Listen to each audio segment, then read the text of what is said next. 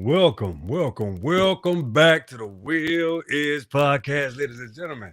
As you can see, I'm in my attire tonight, the Wheel Is Podcast attire. Do you like the shirt? Let me check it out. Oh yeah, it's the arrowhead. Let me tell you. Let me stand up for you. Stretch it out for you. Get to see how it looks. It's the prototype. You know what I'm saying? Just the prototype. Yeah. I think it's a nice shirt. I like it. I like the way it. I love the elements. I love the way the color shows through. It's kind of yeah. It's prototype. Just a prototype. Let me turn this down a little bit. Yeah, just a prototype. Yeah, you dig? So check it out. Yeah. Check it out. You can get a tie like this on the wheellispodcast.com. You can check out the store. I will be monetizing as soon as you keep on watching my shows. Absolutely. Yeah. But check out the show tonight. Show tonight is called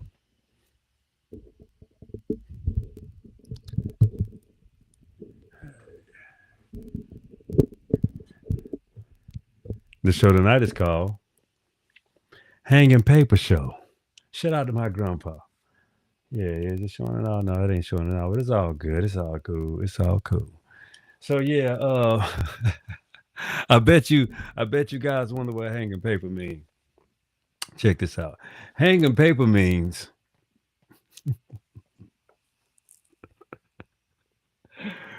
I'm having this show because my pop is coming up in about a week or so. But check this out. You know how now I'm gonna just give you the real story. I ain't gonna make a scenario. I'm gonna tell you the real story. So the real story is so let me check my settings, make sure we functioning properly. Yep, we good there with the mic. And of course we good with camera. Okay, we solid. All right, so check it out. So hanging paper means my pops when he was a player back in the day, right? So my grandpa was like, Danny, what's going on, Pop? What's going on, Johnny Zell? Let me tell you something. Why you like to mess with welfare recipients? She's like, Pop, what the hell you talking about? Well, you like to mess with women that be hanging paper. Hanging paper? Pop, what the hell you talking about, man? You always be talking about shit. I don't even know what you be saying, man. What the hell you talking about? What you mean? Why can't you just say shit sometimes? Hey, check out, son. You hang with welfare recipients. You hang with women with other men chilling. You hang with women with got up men with other kids, and they just they when they try to feed their kids, Dan, they try to go to the grocery store and write a check, and their check bounce, and they put that check on the wall so they can see, when you've been hanging. That's a woman that be hanging paper. So y'all, Johnny's. My dad always said, "Hey, hey man, your granddad always said things in parables. You had to catch up to what he was talking about because he was like, hey, he was like, when I thought about it, I was like, God damn, my daddy was really shitting on me, talking about my taste in women and everything. He's like, no, you like a poor class ass woman, Danny. You like a woman that don't all she want to do is lay up and have babies and lay on the system. No woman with gumption and shit about herself. And then he's like, that's why he's talking about my mama. That girl Sim, boy, she got a lot of gumption, boy. She you know, you just don't think right sometimes. My daddy said, I thought about that shit. My daddy was telling me and was like, God damn, you he was right. Shit. My pops was right. So it make a man think about his value. It's the moral of the story. When you want to deal with a woman that want to always try to get over, get through a way that's not palatable, then you're dealing with a welfare recipient. Always trying to get over. Don't ever want to practice some gumption and some got a skill set, want to go to school or want to get something that's crafty enough to even help you with your ventures in life. See, those are what you call relationships that can be powerful if you allow them to be. You see what I'm saying? But a lot of times, You know, men got a lot of a thirst. They got a heavy thirst. Every man struggle with a thirst for ladies and women, and that type of shit. But you have to do one thing: understand how to not to destroy your house. It's quite simple because at the end of the day, that's the last thing you would ever want to happen to yourself. You be weak enough to fall for that little old flower that you ain't never touched, and it ain't what you always thought it was gonna be, and then you wind up, shit. I done fucked my whole life up and did all of this for some strange. It ain't worth the pimp. I advise any person that if you ever want to deal with a woman, deal with your wife. But if you have to deal with other women, you better deal with a woman that got something to give or something to lose or something to offer you. Because if you don't, you play yourself. You play your family out. Your children will look at you in a despicable fashion or way, or maybe not. I don't know. It depends on how you live your life. But I know how much I value family, life, and the way it's lived every day with my wife and my child. How valuable that is. And to be disruptive of that would be utterly foolish. It's you have to understand the how to grow within your situation. You understand what I'm saying? So never ever start anything off with lies, deceit, and betrayal. It affects everything around you. And that's the start of these real bad equations out here. You got a lot of these politicians. They're married. They are they live these alternative lifestyles that you know they speak one thing in the House of Congress, and it's like Jimmy Swagger other on Sunday. I mean, these people live literally. No, no, this is not a joke. This is serious. They live alternative lifestyles that are not really palatable, man. They have all these standards and all these equations that they want, or have all these laws, regulations, and what they speak against, but they actually participate in. Do you understand? These people actually they talk against homosexuality, and they're homosexuals, and they have campaigns just like Eddie Long. Remember Eddie Long? And was sleeping with little boys and shit. Like, you got a whole bunch of hypocrites and sycophants, and it's hard for them to expose each other. So they put on this stage to where, oh, we're gonna get it out to you. We know it exists. We know it too. I don't believe either one of them motherfuckers. It was supposed to be out. It had been out. You see how they slow walked everything because they have turned the United States into a stage for the world to see that's just plummeting as they see it. It's two Americas. Some of us are real Americans that value America and that really understand because we're indigenous American. We've seen everybody come and go. And then you have the cosplayers and they won't you go back to Africa? Well, how? I'm not akin to that place. I'm akin to this place before you even.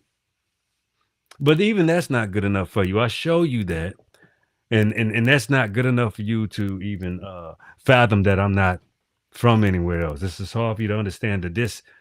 You see what color it is? I amalgamate all the colors of real copper. This is my design, my shirt. So I had to show you people what real copper look like. It's my bare chest showing out without all the ripples and shit. It's his skin, but at the end of the day, all of my complexions exist when I press my hands here with copper. That's not pale. See, all of you people that think pale skin is a default is, yeah, man, I tell you. I'm not trying to convince you. I don't care to convince you. You can keep believing as you would like. It's not my concern. My concern is to make sure that the content that I put out to, the people that love and continue to watch the show, and the show is growing, and hopefully more people will watch it real time. But I understand I'm still brand new out here. I'm still being verified, but I'm the truth. You understand? So I just wanted to put a little paint where it ain't. You see that? Copper color, indigenous. Those are the problems with the. You have an issue with real roots because you are rooted in lies. That's why you have a problem with the truth. Now, ain't nobody said you ain't been here for some time. It's just not as long as you thought. I hope you understand that. See, you have to understand the most valuable of people were always subjugated and kept under the thumb, like right up under the masses so that they can mimic you, learn from you, write down. They were very good in manuscript and understanding our tales because you know why? Yeah. Well, why don't you get a test? I'm like, oh my God, I've gotten more tests than you have before you even thought about getting a fucking test yourself. Because remember, you go on blood quantum rules, right? There's no such fucking that's foolishness. You had no even rights to even understand how you try to start the fucking equation of that because you don't even have the goddamn the rights of the roots.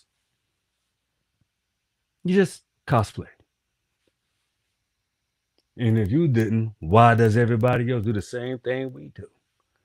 The same thing you do with the old world, and you try to bring that in. We say, oh well, you're trying, but that's just not authentic enough because you're missing the root. See, the Caucasian kept us under them. The British, the Spanish, when all the killings that you talk took place, how? I question all of your quote unquote slave trade lies. There were implanted servitude, wars, fighting, enslavements, and bringing their own enslaved Africans, talking about you should behave like them. That's a weapon. They still do it now. You see, that's where all skin folk and kinfolk always come back in. It always carries or segues itself back in. Nat Turner, it was a a preteen that turned that tone. That ain't right. Because that's how he was raised. We gonna get our reward in heaven. You know how you church folks would make, we gonna get our reward. We ain't gotta do it like this. You see what they did? They died for nothing. And they used to talk bad about revolutionaries. Yeah, that's what most black folks did. They said, we just gonna ride this out. Don't you eat good? Ain't you all right? Ain't your belly full? Mr. Charlie don't act like those people that you see. See, they'll go into this mental mind, uh, fucked up construction, saying shit like, I don't be knowing what you talking about. See. And then, my mama was one of them type of people. She was very she understood the old world. She understood the reservation. She understood all of the hell raising and the expending of energy within the Pentecostal church. Black folks go there and they call it worshipful, but you really is you just basically getting all your rage and and emptying yourself of the energy so that you can go back and take abuse the next week. So you had to get all that hell and fight out and give it up, give it to God, give it to Jesus so he can hear your cries. See, that was the mental mind concept. That was the way of coping.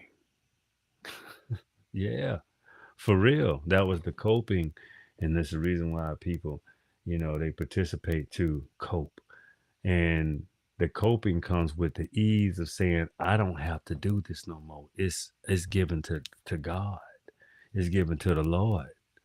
See, so that will allow you to be abused, misused, and because you're not gonna fight back. You're gonna say, I'm conscious of it. I see what's going on with me. I see what's happening to me.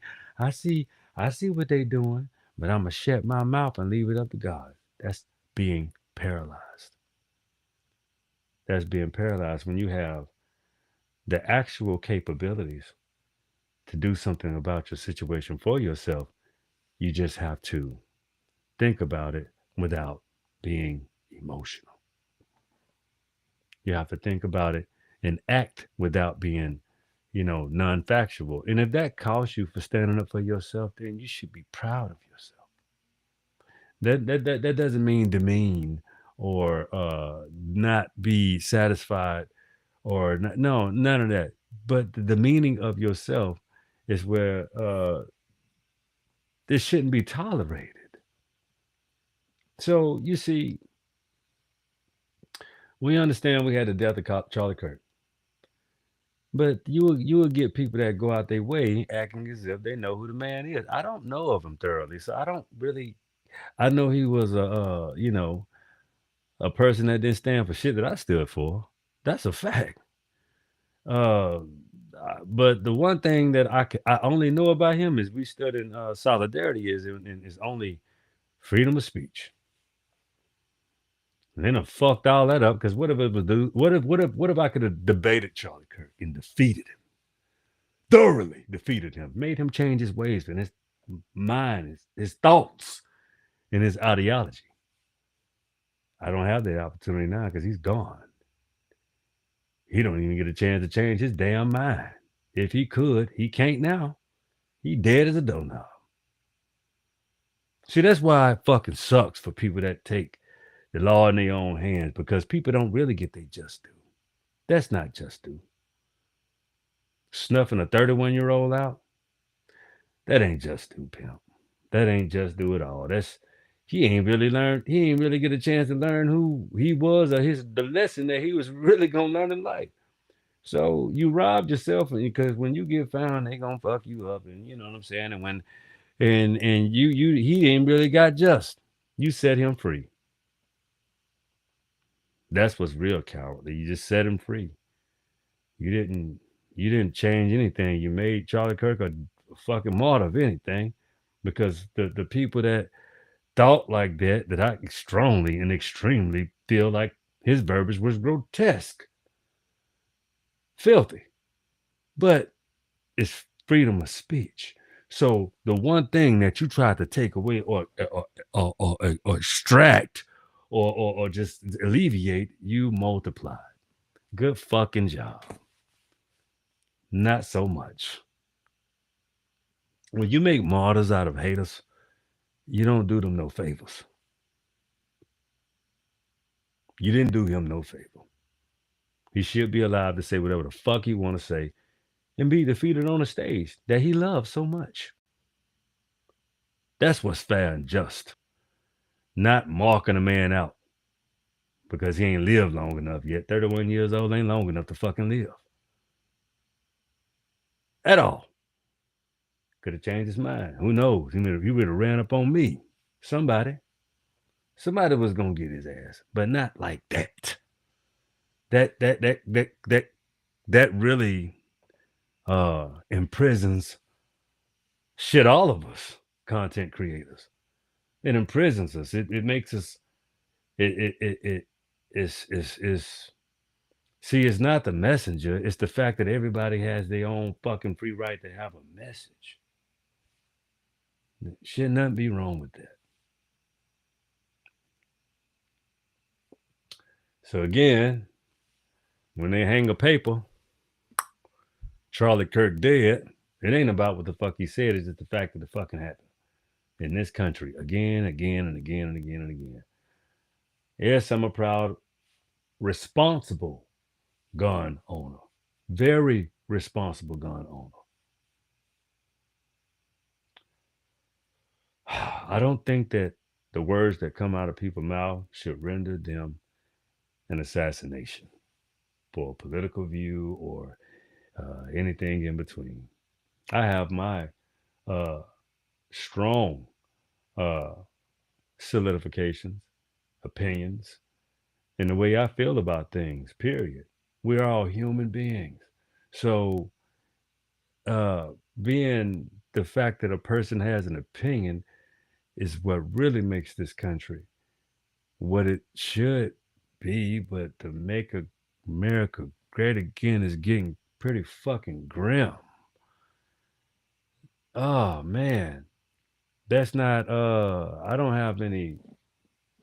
It's the ideology. It's the thought process behind a person losing their life over their verbiage. You shouldn't be that fragile. See, in the black community, we got this thing, globally. We, not globally, but in nationally in the black community, we call it joning, talking shit, signifying, and we talk bad about each other, and we don't even take it personally. We just do that shit because that's the shit we do. It's funny. It alleviates the pain. It makes you tough. We don't take it seriously. But this one thing about we notice one thing with foreigners, they take that shit real personal. Like you really mean the shit you say. Or like I was having a conversation with an associate that says, he said, you fight your friends. I said, hey, yeah, me and my friends don't fight. We don't beat the shit out of each other, man. We don't fight. Yeah, we don't fuck each other up. Yeah. Yeah. For real. Yeah. I mean, if that had happened at some point in your life, I would question my friends. If you haven't had some sort of a competition like playing basketball or football or some form of something that can unite you. You know what I'm saying? Just sports is always one thing, but then it gets physical and you have to fight because you disagree and you're children or you're young or you grown men and you're drunk or some shit like that. You have a disagreement and you fight. So that don't mean y'all ain't friends. Damn, get over it. And see, sensitive people, or I don't know how some people are culturally, but it tests the boundaries of your friendships and how strong you are and the unity behind your friendship. Shit, sometimes you throw hands, and at this age, I wouldn't advise it. Hell no, man, please. We don't even like goddamn, bruising these days because your healing process is a little slower. But yeah, for real though, man. Let people be. Killing people in broad daylight is on some Gotham shit. Like that's what America look like on some fucking Gotham shit. Yeah, yeah, like I said, like I ain't got none for him as far as that. But when it comes to seems like a man is I don't know, he's volatile with a lot of shit he say. But he's but I can't the reason why I say, I really don't have any that type of sympathy because of the fact that his followers are so fucking evil when it comes to a black person dying. Like, I hope you understand what happened to George Floyd and, Breonna Taylor and the baby, Tamir Rice and Trayvon Martin and all of these souls that was taken away, taken up out of here, race soldiers, white supremacists, and all of these, wicked people that killed Sandra Bland, innocent people, and they don't wince a fucking eye for them at all. They don't think about them. They say good. And see, and when you see all the news and, the manhunt for, this type of situation, I'm not race baiting at all. I'm just basically exploiting the glaring facts. I'm not exploiting Charlie Kirk's death. I just wish, you know, Black Americans and Americans alike and people alike are treated with, that type of same uh, extreme discernment. And Charlie Kirk was a national figure that was very popular, and But the sympathy that I do see, I'm not saying you can't be, a person that was that's being snuffed out. I told you that shit ain't cool. That's that ain't all right. Ain't all right. It's not nothing to laugh about, joke about. I can't subscribe to any of that type of shit because, as I told you last night when I did a show, that ain't what my show for, man. I'm looking at everybody and I'm looking at the immaturity of people don't understand the value of life. Now, I'm just bringing about how I feel when people that look like this are snuffed out for far less than the volatile things that came out of that man's mouth. So I'm not going to speak too much more about that. What I'm trying to tell you is it's hanging paper. They done hung his obituary up all over the world. Mourning. See, life is precious, and we have to be very careful with the things that come out of our mouths. So I advise people, watch what you say. Use a futuristic vision. I mean, even speak as if, you know, uh, damn news cameras are on you or you're speaking in public. Like these are public platforms and you have a life to live too, see. So when you say volatile, shit about even people that are despicable in their death, their family, they have children. There's vision. There's a whole nother side of existence that come out of that. And so do you think if your child will say, if you're the child of a murderer, or you were the child of a rapist, if you was the child of a person that have done you awful and all of those things, and you're still here, life goes on. You have to continue to move forward. See, but the thing is, that child already got to live with that shit the rest of their life. You have to allow people to be human that are not the, you know, the deceased. The deceased are deceased. So you have to move forward too. So what I'm explaining is we still live with the deaths of Malcolm X, Martin Luther King, Medgar Evers, Emmett Till, even the names I mentioned before. We still live with the deaths of, every single one of our activists, like, you know, even the Crumble Two Ways and the people that died of old age. Even, the Tupac Shakurs of the world and the notorious bigs of the world. We still live with their deaths. We still see them. We still listen to their music. Uh, Everything that they do permeate in our life every day within our broadened community out here in the Black community globally. So the impressions that we have made, I hope you understand. You know, the music, the culture that we have produced with people that say we have no culture. That's just a lie. Come on now. You got to understand, like, you can't keep making situations and having excuses for other people when we have to, concern ourselves with the betterment of ourselves. You know, I don't advise people to, make memes and jokes about all of that shit like they do because of the fact that, as again, I say, I don't know Charlie Kirk, and I'm not gonna pretend like I do. I don't. It's not some person I entertain. I know. I give a shit about. I had to educate myself a little bit more about the type of slander that was put out here about us in perpetual too. We're using false statistics and all of that shit. All that shit. So it's like out of sight, out of mind. No concern. So that's not something we do. I'm not going to spend any of my time even listening or talking about, which is that's why this shouldn't be cut short, perpetuating time about somebody I had no concern with whatsoever. So moving on with the show, we're talking about hanging paper. Uh, Hanging paper is a term that the great Johnny Zell, no, my granddaddy, my granddaddy, John Willis is the original coiner of that term, hanging paper, when he was talking about my pops and about having a worthless relationship for sexual exchanges from fine little ghetto bitches. Ooh, sound like something familiar? OnlyFans. Oh man, I just want to tell y'all, like, times are getting tough and hard, and uh, shit.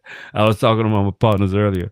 No, I was talking to my brother earlier. I was saying, man, I'm telling y'all, OnlyFans price gonna go down. It's a whole lot of weird shit gonna be happening because of the fact that people didn't gather a skill set. They didn't gain a skill set. Some girls learn how to do nails. Uh, hustle, sell products, all that kind of shit. Some girls are good on these these platforms. But the thing is, when they start alleviating things, you got to have a skill set. You got to make sure, you have something that's valuable. Shaking your ass is one thing, but transforming, and I done seen, and I know women that were gorgeous, had degrees and shook their ass to build businesses and empires and real estate and all kind of shit. And some women just went to college and just did it a great way. I mean, I'm just saying, ladies, I don't want to see y'all go out sad and bad and fucked up. It's a whole lot of sexual diseases out here. You got a girl that was on the internet talking about she got chlamydia and shit, and she was a little cute little thing, little almond brown butter pecan tan little thing, a little sexy, pretty little thing, but she talking about I'm a good guy, I'm a RN. Yeah, girl, you ain't got no chlamydia. He want that pussy bad, boy. He wanted that ass, boy. He was on her. So she was like, "This mother, I told her, I got chlamydia." I'm like, so wow, like the destitute, of what's going on is it's scary. It's scary. I advise y'all to have more meaningful relationships and control your hormones and put your energies into learning a trade, something for yourself you can provide for yourself instead of showing that cottage cheese. You know what I'm saying? And for you cats out here slanging Wayne, you having babies and giving venereal diseases to ladies, and I think y'all playing the game wrong. I think y'all should be more reserved. You understand that sexual, when you get them diseases, you're not gonna you're young. You have a life to live. You have things that you have to accomplish. But yeah, watch your hormonal levels. Do something more constructive, like make some money, and stop scamming and figure out fast ways to make money. They don't work. I promise you, when you put your time, energy, and efforts into something that is an actual skill set that will multiply your income, I'm telling you, it's worth it. I mean, you got a lot of tools. AI's out here. You got these digital creators that are getting very good with these AI jobs, and you got it's a multitude of creative abilities that you can actually that you can have. So I advise you guys to just get creative and stop being so perverted. Shit, man. I mean, you free, young, but get that health thing under control, because you can't take some of that shit you do back when you under the influence. And watch your drug intake, that fentanyl high, all of these different type of exotic drugs that you're into. These things are murderous. Yeah, they kill a lot of motherfuckers. What's the young cat? Rich homie Quan, uh gone, man, fentanyl, and he was beloved by this city. You got a whole Young Dolph, Tennessee, snuffed out. You got a whole bunch of cats. I ain't that wasn't drug. That's just murder, violence, and not embracing the beauty that you actually are. You just kind of gotta tone it down and get into the studies of yourself. Like I always say, this show, the Willis Podcast, is really about the acknowledgement and the inner studies of who you are, so that you can be the best version of yourself. And there is a way of doing that. You just have to ask questions, be a little bit more vulnerable to the people that you should, so you can get the information out of them to make you a better version of yourself. I'm telling you, it takes time, it's effort, but it's worth it, because if you want to live a long life, you have to have the tools to do so. So I always have to come to you at a real place, a very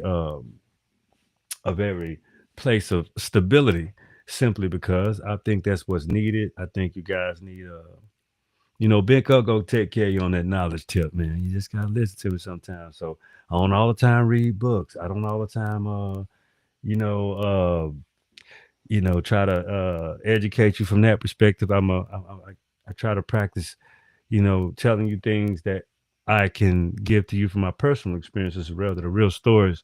So I just like to give you the real experience so that you understand I ain't bullshitting fucking with you. You know what I'm saying? I ain't just hanging paper. You dig? All right. That's the show tonight. Appreciate you guys for tuning in. I'm so grateful for you. Um, Again, thank you for tuning in. Thank you for subscribing. Thank you for sharing. Thank you for liking. And again, check out the merchandise on the wheelthispodcast.com. I know y'all fucking with my shirt, man. It's dope. It's the arrowhead, tip of the spear. You see what I'm saying? So yeah. Yeah, for sure. But gotta go to work in the morning. So that means I gotta prepare and get myself together, get a shower and get my ass in the bed because hey, that's what you gotta I still have a day job, practice discipline.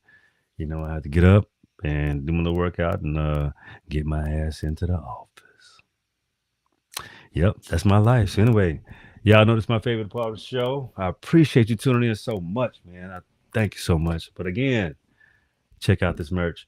We almost there at them 4,000 watch hours. Y'all keep on watching and tuning in. I appreciate you so much. I got more in store. I promise you I do.